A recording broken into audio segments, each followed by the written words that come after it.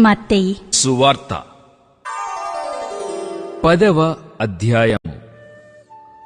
ఆయన తన 12 మంది శిష్యులను పిలిచి, అపవిత్రాత్మలను వెళ్ళుగొట్టుటకును, ప్రతి విధమైన రోగమును, ప్రతి విధమైన వ్యాధిని స్వస్థపరచుటకును వారికి అధికారమిచ్చాను.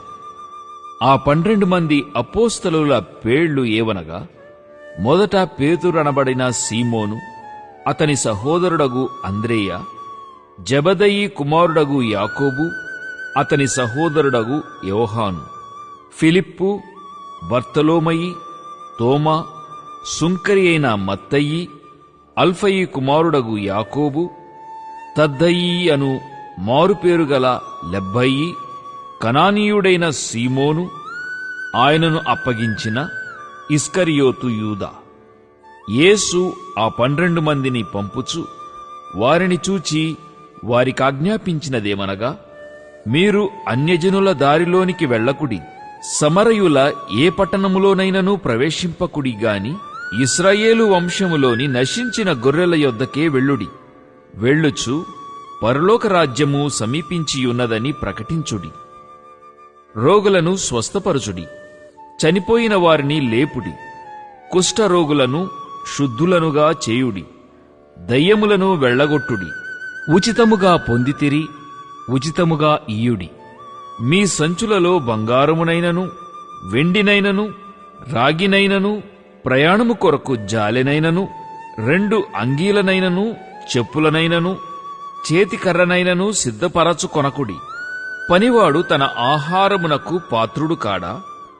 మరియు మీరు ఏ పట్టణములోనైనను, గ్రామములోనైనను ప్రవేశించున్నప్పుడు అందులో ఎవడు యోగ్యుడో విచారణ చేసి అక్కడ నుండి వెళ్ళు వరకు అతని ఇంటనే బస చేయుడి. ఆ ఇంటిలో ప్రవేశించుచు ఇంటివారికి శుభమని చెప్పుడి.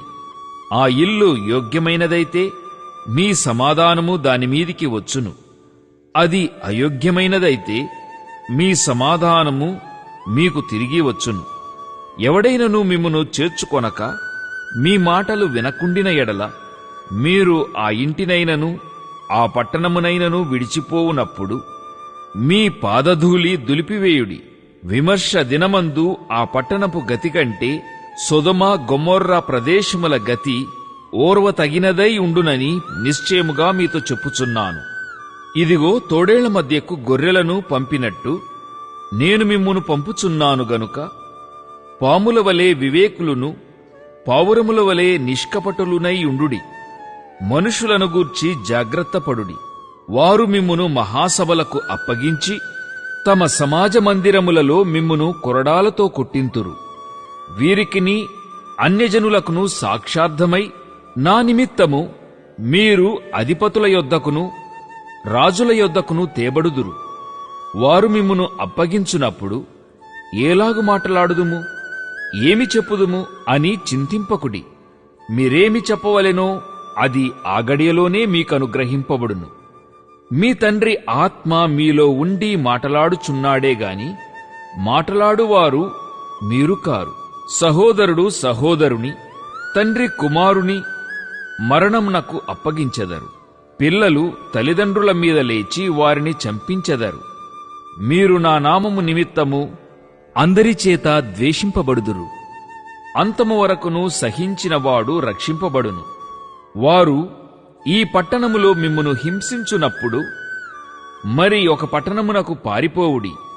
మనుష్య కుమారుడు వచ్చు వరకు మీరు ఇశ్రాయేలు పట్టణములలో సంచారము చేసి ఉండరని నిశ్చయముగా మీతో చెప్పుచున్నాను.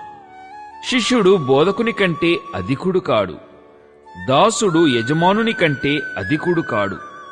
శిష్యుడు తన బోధకుని వలెను, దాసుడు తన యజమానుని వలెను ఉండిన చాలును. ఇంటి యజమానునికి బయల్జెబూలని వారు పేరు పెట్టి ఉండిన ఎడల ఆయన ఇంటివారికి మరి నిశ్చయముగా ఆ పేరు పెట్టుదురుగదా. కాబట్టి మీరు వారికి భయపడకుడి. మరుగైనదేదియూ బయలుపరచబడకపోదు, రహస్యమైనదేదియూ తెలియబడకపోదు. చీకటిలో నేను మీతో చెప్పునది మీరు వెలుగులో చెప్పుడి. చెవిలో మీకు చెప్పబడినది మేడల మీద ప్రకటించుడి. మరియు ఆత్మను చంపనేరక దేహమునే చంపువారికి భయపడకుడి గాని ఆత్మను దేహమును కూడా నరకములో నశింపజేయగలవానికి మిక్కిలి భయపడుడి. 2 పిచ్చుకలు కాసుకు అమ్మబడును గదా, అయినను మీ తండ్రి సెలవు లేక వాటిలో ఒక్కటైనను నేలను పడదు. మీ తల వెంట్రుకలన్నీయూ లెక్కింపబడి ఉన్నవి గనుక మీరు భయపడకుడి. మీరనేకమైన పిచ్చుకల కంటే శ్రేష్ఠులు. మనుష్యుల ఎదుట నన్ను ఒప్పుకొనువాడెవడో పరలోకమందున్న నా తండ్రి ఎదుట నేనును వానిని ఒప్పుకొందును.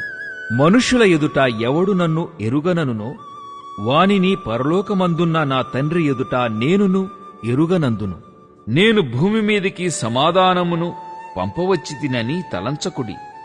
ఖడ్గమునే గాని సమాధానమును పంపుటకు నేను రాలేదు. ఒక మనుష్యునికిని వాని తండ్రికిని కుమార్తెకును ఆమె తల్లికిని కోడలికిని ఆమె అత్తకును విరోధము పెట్టవచ్చితిని. ఒక మనుష్యుని ఇంటివారే అతనికి శత్రువులగుదురు. తండ్రినైనను తల్లినైనను నాకంటే ఎక్కువగా ప్రేమించువాడు నాకు పాత్రుడు కాడు. కుమారునినైనను కుమార్తెనైనను నాకంటే ఎక్కువగా ప్రేమించువాడు నాకు పాత్రుడు కాడు. తన సిలువను ఎత్తికొని నన్ను వెంబడింపనివాడు నాకు పాత్రుడు కాడు. తన ప్రాణము దక్కించుకొనువాడు దాని పోగొట్టుకొనును గాని నా నిమిత్తము తన ప్రాణము పోగొట్టుకొనువాడు దాని దక్కించుకొనును. మిమ్మును చేర్చుకొనువాడు నన్ను చేర్చుకొనును, నన్ను చేర్చుకొనువాడు నన్ను పంపిన వాని చేర్చుకొనును. ప్రవక్త అని ప్రవక్తను చేర్చుకొనువాడు ప్రవక్త ఫలము పొందును. నీతిమంతుడని నీతిమంతుని చేర్చుకొనువాడు నీతిమంతుని ఫలము పొందును. మరియు శిష్యుడని ఎవడు ఈ చిన్నవారిలో ఒకనికి గిన్నెడు చన్నీళ్లు మాత్రము త్రాగనిచ్చునో వాడు తన ఫలము పోగొట్టుకొనడని నిశ్చయముగా మీతో చెప్పుచున్నాను.